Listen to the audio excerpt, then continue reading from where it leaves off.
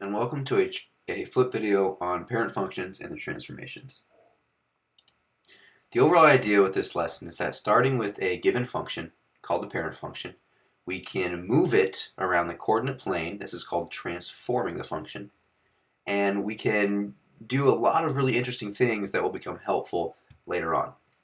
We can do this for every single function that we have in our arsenal. So there are four basic transformations we're going to be talking about today. Verticals, transformations up and down. Horizontal, left and right. Stretches and squishes, which kind of, either take the function and stretch it vertically, or you squish it down so it's, smaller and flatter. As well as flips, which take the entire function and flip it about the x-axis. So let's get started with the vertical transformations. We're going to start with x squared, which will always be graphed in red. Now, the idea here is that we're going to start with some function. Our given function is f of x, and that's going to be in red. And our f of x is x squared. Well, we want to take the general idea of x squared. We want to keep the x squared shape, but we just want to move it around. So we want to take all of our outputs, right? So notice here at x equals 0 how our output is y equals 0. We want to take all of our outputs and shift them up by 2. That we're shifting vertically by 2 here. So we are just going to add 2 onto the end. So now we have a new function that has the same shape. We'll call this one g of x. And that's going to be x squared as well, except we're adding 2 to all of the outputs. So now our function in blue is x squared plus 2. All right. Similarly, we can do the same concept, all right, except now we want to shift it down by 2. So what do you think we can do to shift it down by 2? That's right. We can change our positive here into a negative. So now all of our outputs are being shifted down by 2. So we put this constant, we either add or subtract the constant outside of the function, and that's going to move this thing vertically. All right. Now, you give it a go. Go to desmos.com/calculator.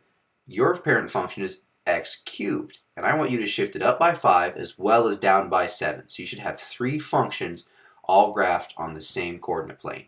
And be sure to save this because we are going to be talking about it tomorrow in class. All right, horizontal shifts. Now the idea here is that we're actually going to change our inputs. Last time we changed our outputs, now we're changing our inputs. So again, we're starting off with our f of x, which is x squared. That's in red.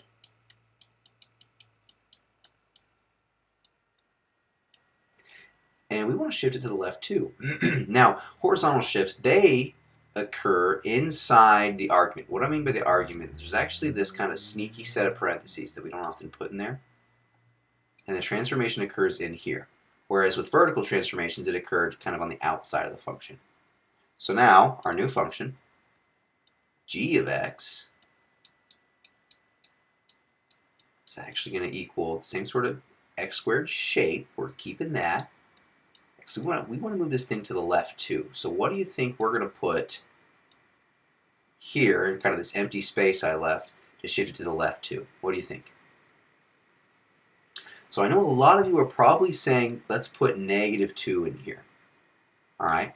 But horizontal shifts are contrary to the common opinion. So let's think about this. What x value do I now have to put in for x to get my input to be 0? In other words, what makes x minus 2 0? That's right, 2. So if I put a -2 in here, my x is actually going to be over here at 2. So if we want to shift to the left, we actually have to add 2. Right? It's the opposite of what a lot of people think. All right, let's take a look at moving it to the right. We're transforming our function to the right. Now, with this one, let's call this one m of x. All right. Now, instead of adding 2 in the inside, we are going to be subtracting 2, right? So now, what are we putting in here for x to get our input to be 0? That's right, we have to put 2 in here, so our input has to be 2. All right, now you give it a shot. Your function, again, x cubed, you're going to be doing a lot with x cubed. You're shifting x cubed to the left by 4 and to the right by 6. All right, make sure to graph all 3 functions, the parent function and both the transformations. Save them for tomorrow's class. Now, stretches, what we want to do here, the overall idea is we want to take our parent function here, x squared, and we want to take all the outputs, we want to multiply all the outputs by a set constant. So notice here at x equals 1 how my output is y equals 1. Well, the output of my transform function is x equals 2. So to get from 1 to 2, we have to multiply by 2. Let's look at another example. Here at x equals 2, my original function is y equals 4, right? We're squaring 2 to 4. Well, now I want to take 4 and I want to multiply it by 2. Now 8 is up here at the top of the screen. I kind of cut it off. All right, and that's our new, you can see it's going to cross right at 8. So we're taking 4 and we're multiplying it by 2. All right, so again, how do we write this? F of x, we're starting that off with as it being x squared. That's our parent function. And now our g of x, our transform function, we want to take all of our outputs and we want to multiply them by 2. So let's multiply all of our outputs by 2. So in other words, we're just scaling the entire function. So now we can think of g of x as 2 times f of x. All right, this is a stretch. Now let's talk about a squish. All right. Now our red function, our parent function. All right, let's look at those examples we just looked at. At x equals 1, I'm at y equals 1. And at x equals 2, I am at y equals 4. Now the other outputs to my transform function, at x equals 2, I'm actually at y equals 2. And at x equals 1, I'm at y equals 1. So how do we get from 4 to 2 as well as from 1 to 1/2? Right, we have to divide by 2. So in writing this,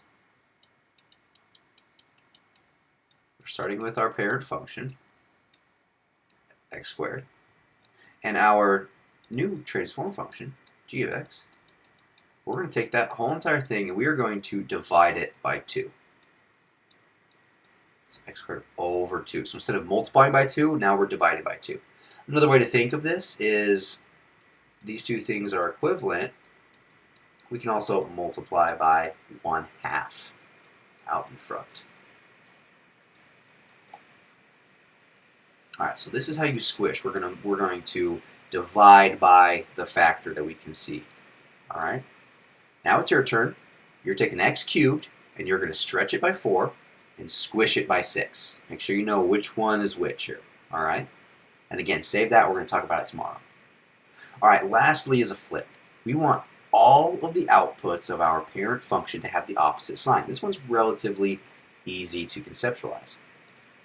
So here, when x is -2, our input's -2, and our output is 4, now with our new function, our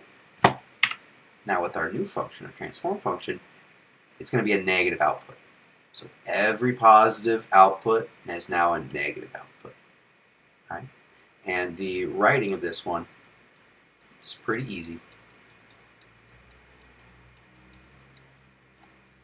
All right, we're starting with our x squared. Now our new function g of x is going to be negative times x squared, because we want all of our outputs to be negative. No matter what we put in here, we're lastly going to multiply by a -1. All of our outputs are going to become negative. And we can think of this as g of x equals negative f of x. All right. Now your turn. Take x cubed and flip it about the x-axis. All right, and save it for tomorrow's class.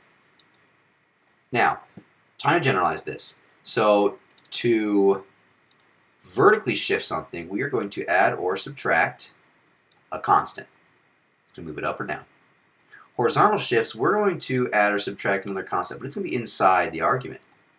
So if we have cosine of x, right, this is inside the argument. So then, if we were to want to transform that, it would be cosine of x minus 2. And this is going to move it to the right 2. Stretches and squishes, we're going to put some factor out here in front. We're going to scale the entire function by a constant. So whether that's a number greater than 1 or less than 1, that'll determine whether or not we're stretching or squishing. And lastly, flipping, we're going to multiply by a negative 1. So why do we want to generalize? Well, let's look at this nasty function here. If I were to give you this at the beginning of the lesson, it would be very difficult to graph. But here's our parent function. We can see it kind of hidden in there. Natural log. We know what natural log looks like. Well, now, using our generalization, we know what each one of these 4 pieces is going to do to our function.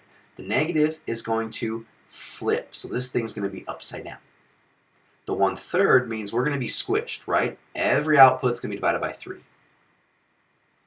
The plus 4 here in the middle, in our argument, it's going to shift it to the left 4 units. Remember, it's a positive 4, but it's shifting to the left. This one is opposite of what you think. And the plus 2, that's going to shift it up by 2 units. Suddenly, this becomes a lot easier function to graph. All right, come tomorrow to class with questions and with those graphs, and we're going to have some really great discussion. Thank you, guys.